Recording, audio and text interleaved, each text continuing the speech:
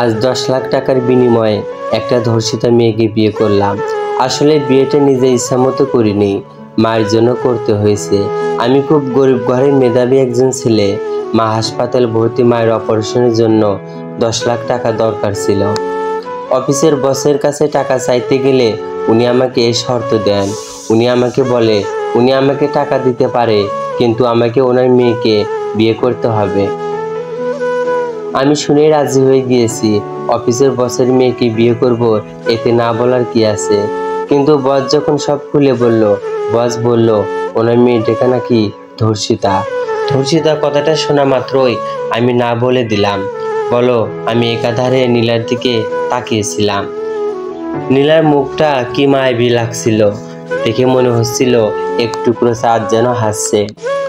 আমি নীলার দিক থেকে চোখ ফেরাতে পারছিলাম না।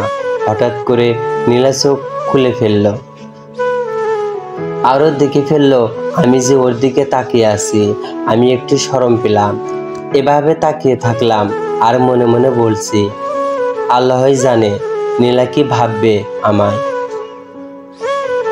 আমি রুমের বাইরে চলে আসলাম। নীলা বাথরুমে গিয়ে ফ্রেশ হয়ে নিল।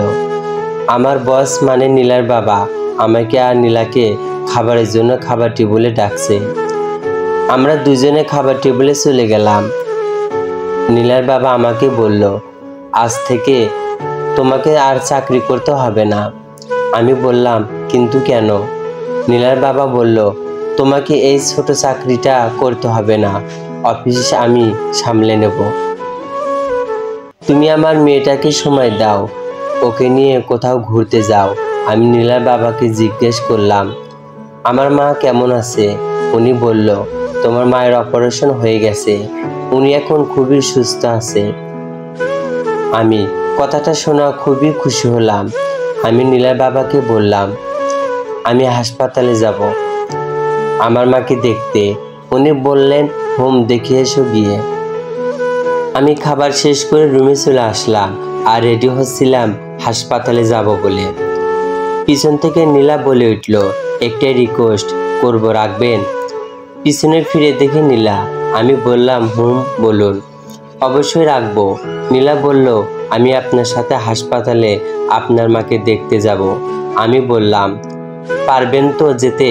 নীলা বলল, সে যেতে পারবে। নীলার বাবা আমাকে একটা গাড়ি দিয়েছে, গাড়িটাই বের করলাম আর নীলাকে সাথে নিয়ে হাসপাতালের দিকে রওনা দিলাম। মাঝ রাস্তায় খেয়াল করলাম নীলা গাড়িতে ঘুমিয়ে পড়েছে, ওর মাথাটা আমার কাঁধে রেখেছে। আমি ওকে ডাকলাম না।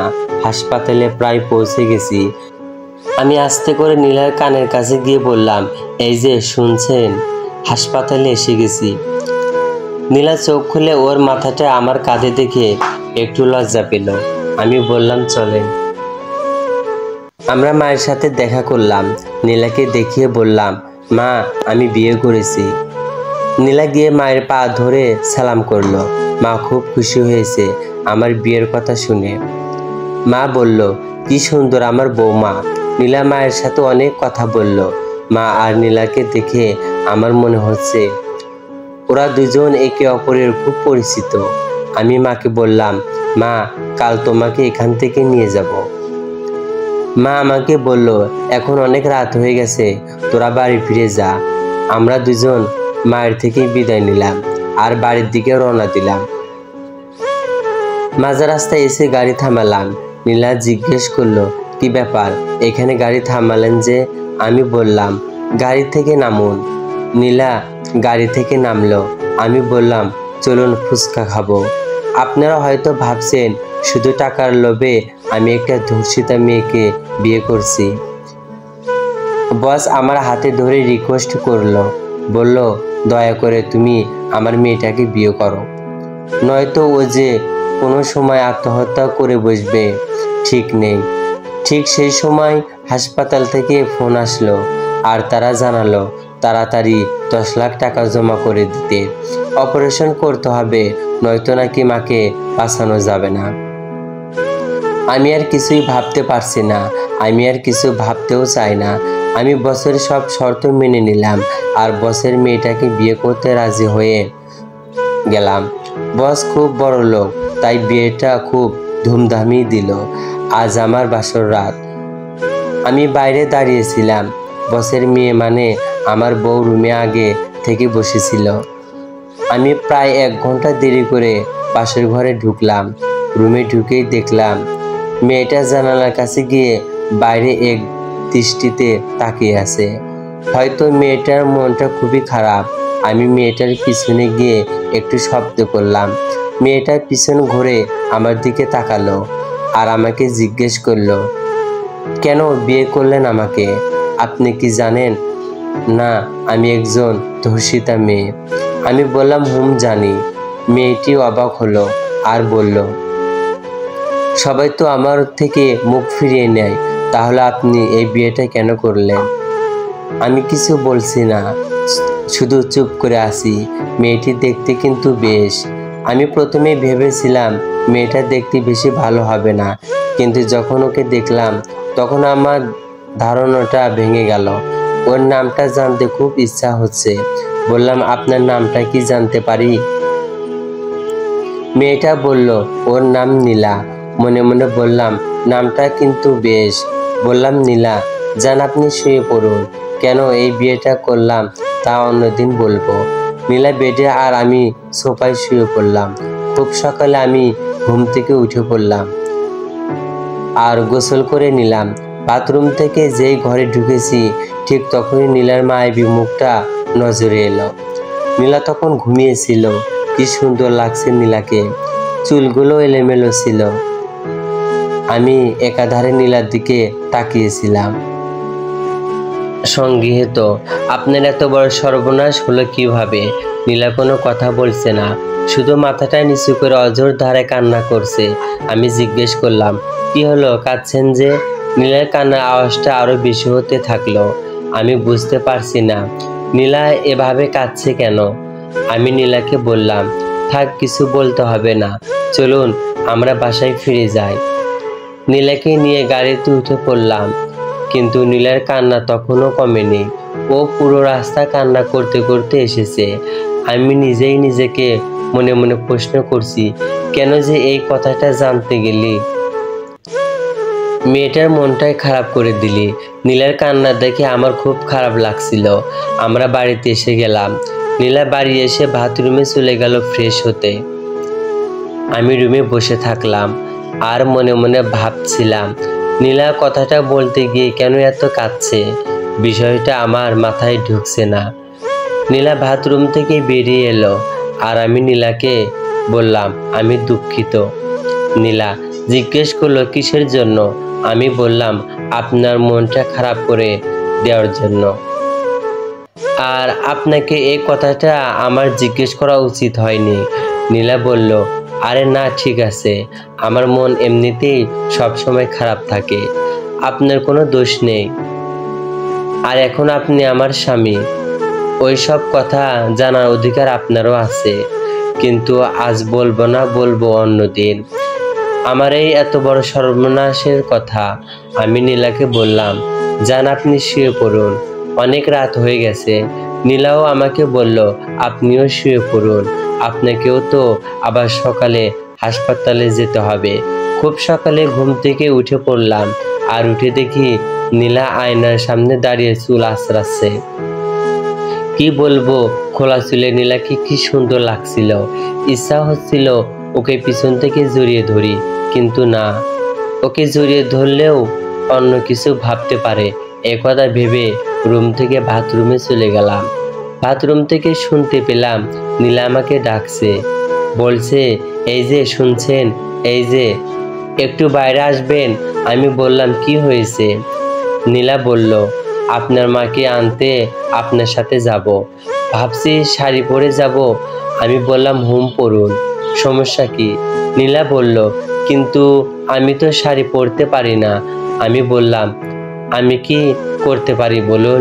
নীলা বলল, আপনি আমাকে শাড়িটা পরিয়ে দিন না। আমি বললাম, ঠিক আছে, দাঁড়ান, পরিয়ে দিচ্ছি। কিন্তু নীলা বলল, আপনি চোখ বন্ধ করে শাড়িটা পরিয়ে দিন। আমি বললাম, কিন্তু কেন? নীলা বলল, নয়তো আপনি তো সব।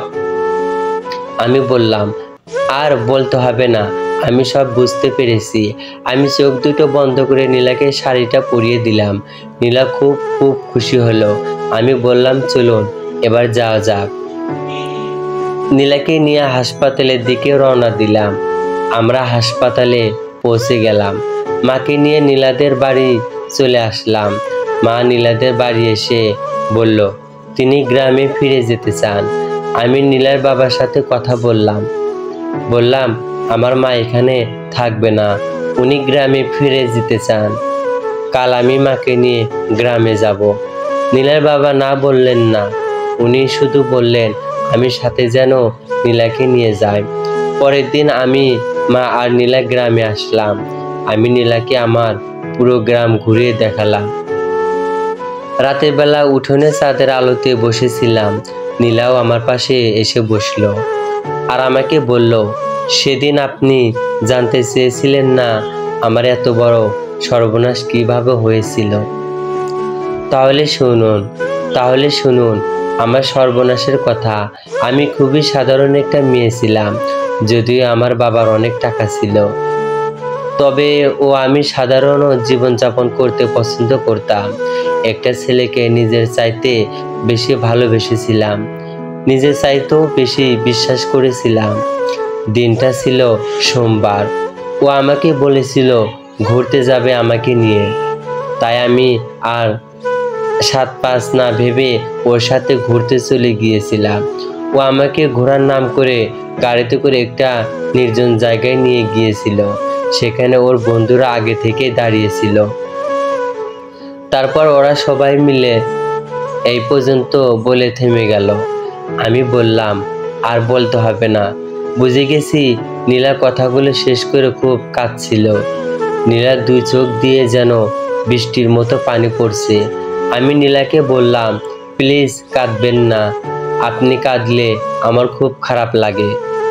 নীলা কান্না যেন কোনোভাবেই থামছে না। আমি নীলাকে বললাম, আপনার সাথে যা হয়েছে তাতে আপনার কোনো দোষ নেই। আপনি কাউকে বিশ্বাস করেছিলেন, সে আপনার বিশ্বাসের মর্যাদা দিতে পারেনি। ওরা হলো মানুষ রূপে যারা মেয়ে দেখলেই হিংস্র হায়নার মতো ঝাঁপিয়ে পড়ে। আমি আরো জিজ্ঞেস করলাম, পুলিশের কাছে যাননি? নীলা বলল, না যায়নি। আমি জিজ্ঞেস করলাম, কিন্তু কেন? নীলা বলল, গিয়ে কি হতো? এতে আমার কলঙ্কের বোঝাটা আরো বেড়ে যেত। আমি বললাম, কাজটা আপনি একদম ঠিক করেননি। এভাবে ওদের ছেড়ে দিলে ওরা আপনার মতো আর অনেক নীলার জীবন নষ্ট করে দেবে। নীলা আর কিছু বলল না, মাথাটা নিচু করে রইল। ঠিক সে সময় মা আমাদের ডাকছেন। মা বলছেন, জুনায়েদ বৌমাকে নিয়ে খেতে আয়, রান্না হয়ে গেছে। আমি বললাম, হ্যাঁ মা, আমরা আছি। নীলাকে নিয়ে খাবারের ঘরে চলে আসলাম। আজ মা অনেক কিছু রেঁধেছে। নীলা এত ভালো ভালো রান্না দেখে খুবই অবাক হয়ে গেল আর মাকে বলল, মা আপনি আমাকে এগুলো রান্না করতে শিখিয়ে দেবেন। মা বলল, কেন শেখাবো না মা, তুমি আমার ছেলের বউ, আমার মেয়ের মতো। নীলা হাতে মেহেদি পড়েছিল, তাই খেতে পারছিল না। আমার মা নীলাকে খাইয়ে দিল। খেয়াল করলাম নীলার চোখের কোণে জল এসে এক ফোঁটা মাটিতে গড়িয়ে পড়ল। মা জিজ্ঞেস করলো, কাঁদছো কেন মা? নীলা বলল, কেউ এখনো ওইভাবে খাইয়ে দেয়নি মা, আমার তো মা নেই তাই। মায়ের আদর কি আমি জানি না। সেই ছোট্টবেলা মাকে হারিয়েছি। বাবা আমার সব, উনি আমাকে ছোট্ট থেকে মানুষ করেছে। মা নীলাকে তার বুকে জড়িয়ে নিল আর বলল, কে বলেছে তোমার মা নেই? আজ থেকে আমি তোর মা। আজ থেকে তুই আমাকে তোর মা ভাববি। নীলা মাকে জড়িয়ে ধরে খুব কাঁদলো। মা আর নীলার এমন ভালোবাসার সম্পর্ক দেখে আমার খুবই ভালো লাগলো। আর মনে মনে ভাবছি, মেয়েটার মনটা তো অত্যন্ত ভালো হয়ে গেল। যাক, ওর দুঃখটা একটু হলেও কমেছে তো। আমরা খাওয়া শেষ করলাম। মা বলল, তোরা দুজনে পাশের রুমে গিয়ে শুয়ে পড়, আমি বিছানা করে দিয়ে এসেছি। আমি নীলাকে নিয়ে ওই রুমে চলে গেলাম। আমি মাটিতে একটা বিছানা করলাম আর বললাম, আপনি উপরে শুয়ে পড়ুন, আমি নিচে শুয়ে পড়ব। নীলা উপরে শুয়ে পড়ল আর আমি নিচে। নীলা আমাকে বলল, আপনাকে একটা কথা বলবো। আমি বললাম, হ্যাঁ বলুন। নীলা বলল, আপনি খুবই ভাগ্যবান, কারণ আপনার মা আছে। আমি বললাম, হ্যাঁ, আমি আমার মাকে অনেক ভালোবাসি। নীলা বলল, আপনি আমাকে বললেন না তো আপনি আমাকে কেন বিয়ে করলেন? আমি বললাম, শুনুন তাহলে। চলবে। গল্পটি কেমন হয়েছে অবশ্যই কমেন্টে জানিয়ে দেবেন। এরপর আরো ভালো ভালো গল্প আপনাদের মাঝে শেয়ার করব।